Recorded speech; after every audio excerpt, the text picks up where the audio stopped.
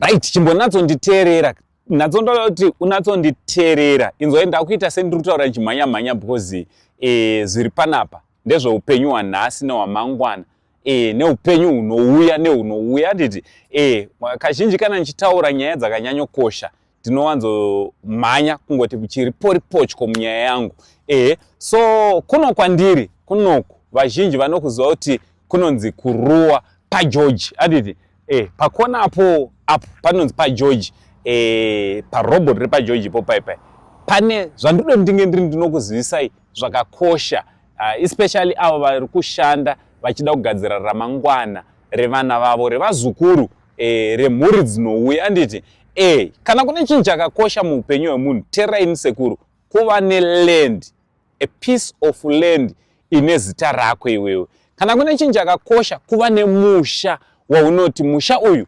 ndepangu. Kana kune chinhu chinokupa a peace of mind kuziva kuti zvoni kana ndikanzi handisisipo nhasi vana vangu mangwana vane pavanosara vachitaura kuti apa ndepangu. So sasekuru vanhu ndatirega ndiwe ndizokuratidzawo deal riri panapa, deal rakanaka riri panapa rekuti iwewe zvikafamba zvakanaka nhasi chaiye unogona kuswera watova nechi, unogona kutoswera watova ne piece of land yako nemhuri yako. So kuno kwandiri inonzi Tawona estate, and Tawona estate iri kunonzi kuruwa pageorge, parobot repageorge kuleft side kana uchibva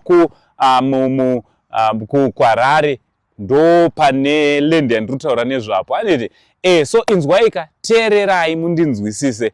This piece of land ine 1040 square meters, 1040 square meters. Zvaine 1040 square meters iri kutengeswa, ndo good news dziripo kana uchida kuti ive yako. No, this piece of land iri kutengeswa. So zvairi kutengeswa haisi kuda mari yakanyanyowanda. Kune vanoziva nzvimbo dzinoidzi vanotonatsonzwisisa kutoti aiwa imari zvayo yatisina, imari inozoshayikwa, but hapasi kudiwa mari yakanyanyowanda. Pari kungodiwa mari inoita iyo 41,000 USD. Yes, 41,000 USD wandinzwa chef. So zvaunoita iwewe, zvaunoita kana uchinge watenga land inoyo hapasi kudiwa zvakawanda. Uri kubva watoita matitle deeds ako ipapo.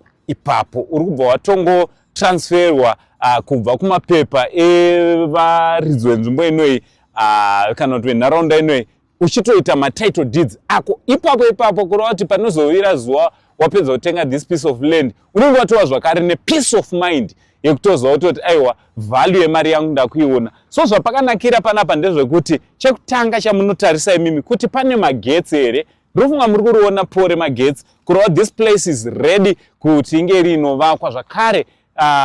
Sewer system iripo yatova ready kungovaka imba yako wotoconnecta sewer system, wotoconnecta zvakare magetsi ako kureva kuti zvinhu zvepanapa zvakarongeka. Also chakanakira panapa ndechekuti pane nzira tara anditi kubva kutown kusvika panapa pane third road inotisvitsa panapa. So iwewe zvaunongoita chete chibata nhamba dziri pascreen idzo. Ukabata nhamba idzodzo aiwa vanokupedzera masports.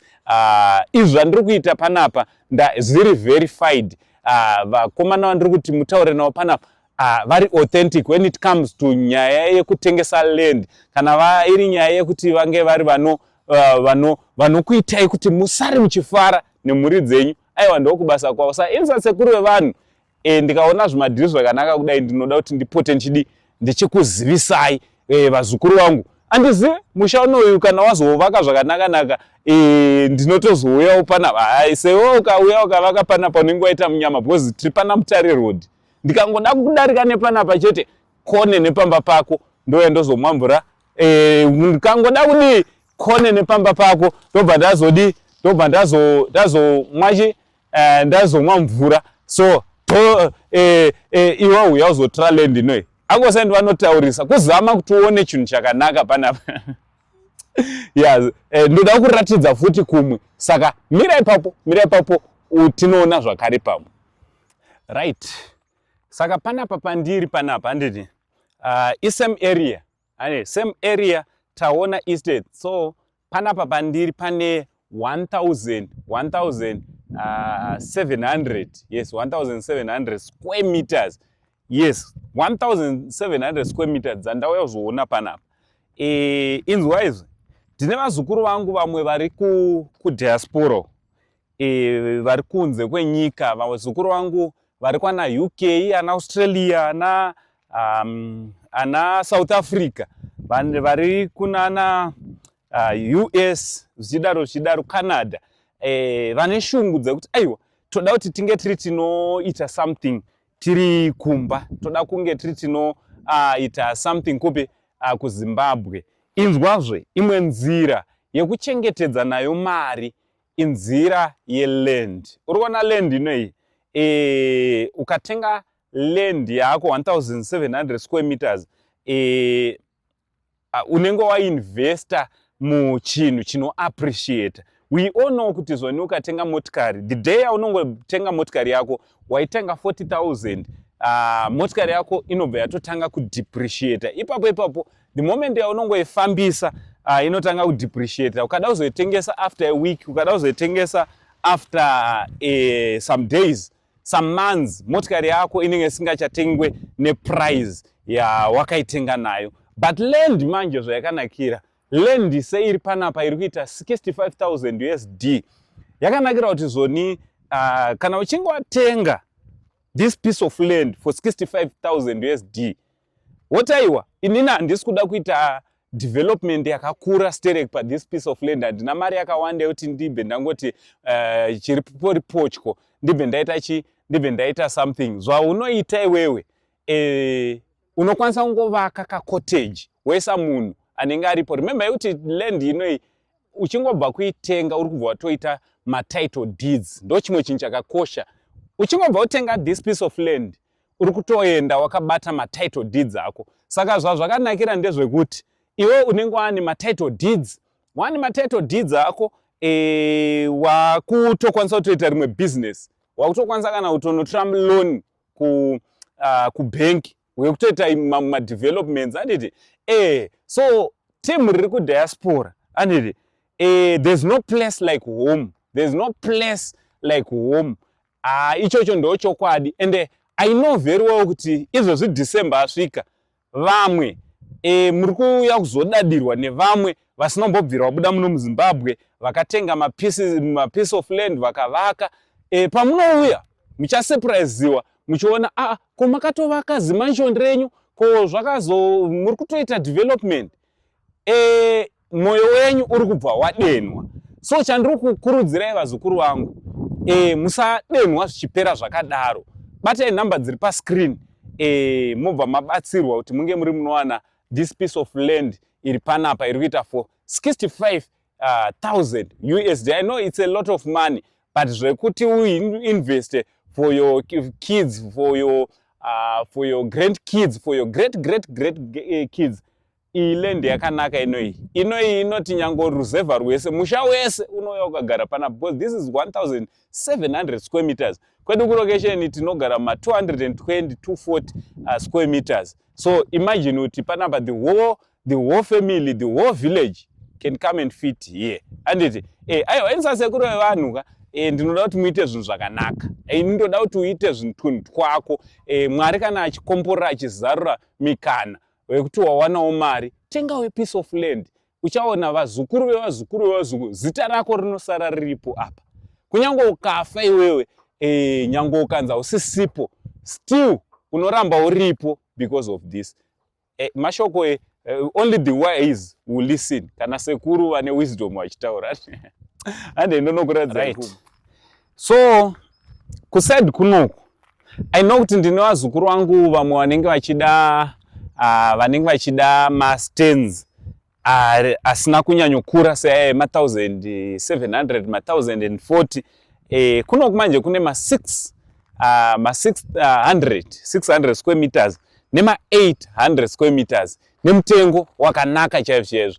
So vazukuru, inzwaika vazukuru vangu, haufana uzotadza kuti uko wakundikana kunoko wakundikana futi. Anditi, kunoko wechidiniwo, kunoko chiitawo yako stand kuside kunoko, chiitawo yako stand kuside kunoko. inzwai inini nyaya, kana pane nyaya iri kundishungurudza, nyaya dziri kundishungurudza mazuva ano inyaya dzevanhu vari kuraskirwa nemaproperties. Vanhu vari kuzouya vachiti takaitirwa double allocation, vamwe vachiti ndakazobuditswa. Ndofunga muri kudzinzwa nyaya dzachona dzakawandisa especially muguta reHarare. Nyaya idzodzo dzakawanda, so ndati bheta kunge tiri tinobatsirana nemiwazukuru. Hatidi kuti munge tiri tinozoita mistake yakaitawo vamwe kana kuti kupinda mudambudziko rakaitawo vamwe. Handiti tinoda kuti zoni mangwana uzofara, mangwana unge uri unopembera uchizotaiwa une pako nemhuri yako. So panapa pandiri, panapa pane ma 600 square meters, pane ma 800 square meters. So hapana reason yekuti usaite pako. Handiti hapana reason yekuti unge uri unoshaya pako. So zvandakuita inini ndakukukurudzira kuti ubate vakomana, bate vakomana ivava. Kana uchitya nekuti I know kuti zvinoinvolva mari yakawanda, zvinogona kutyisa, unobata naUncle Saint zvakare. Handiti naUncle Saint tosvika paground ndomira newe. I know vamwe vanogona kuti aiwa tikuda ka support system. Handiti I can be your support system. Handiti I can be your support system. Woitirwa basa rakanaka, ndomira newe kusvika wabata matitle deeds at this land. Handiti Mwari wekudenga vachitiitira zvakanaka. Pamuri kuuya, uyaiwo makagadzirira kunge muri munobva kuno kuZimbabwe, uchifara uchisiyawo a piece of land. Ndozvandanga ndoyozokuzivisai vazukuru vangu, ndozvandati ndoyozokuratidzai ini sasekuru wenyu handirwadziwe. Pandinonzwa zvimadhiri ndinomhanya ndouya ndokuzivisai kuti aiwa apo pane madhiri aripo. So iwewe chibata nhamba dziri apa kuitira kuti land iri panapa unge uri unowanawo yako. Ungazoshayiwe land muno muTawona, muTawona estates. Zita rangu riri pachitupa ndichinzi Uncle Saint. For now ndichiti much love and God bless you.